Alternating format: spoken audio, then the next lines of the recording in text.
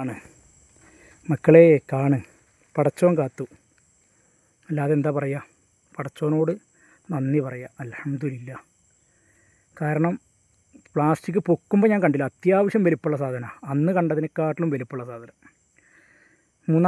മൂന്നാമത്തെ ഞാൻ കാണുന്നു. ഒന്നി തുടങ്ങിയ മൂന്നാണല്ലോ, ഇതിൽ അവസാനിക്കുമെന്ന് വിചാരിക്കാം. പ്ലാസ്റ്റിക് പൊക്കുമ്പോൾ ഞാൻ കണ്ടില്ല, ആ പ്ലാസ്റ്റിക്കിൻ്റെ മുകളിലാണ് കടന്നിരുന്നത്.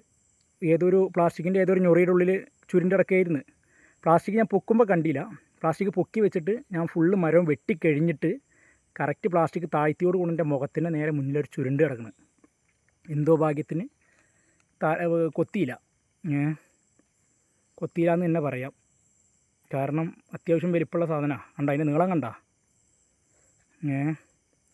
അപ്പോൾ പടച്ചോൻ കാത്തു എന്ന് പറയാം.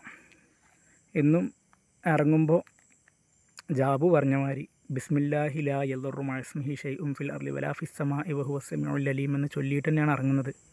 അതുകൊണ്ടായിരിക്കാം പടച്ചോൻ കാക്കുന്നത്. എന്തായാലും പടച്ചോൻ കാത്തു.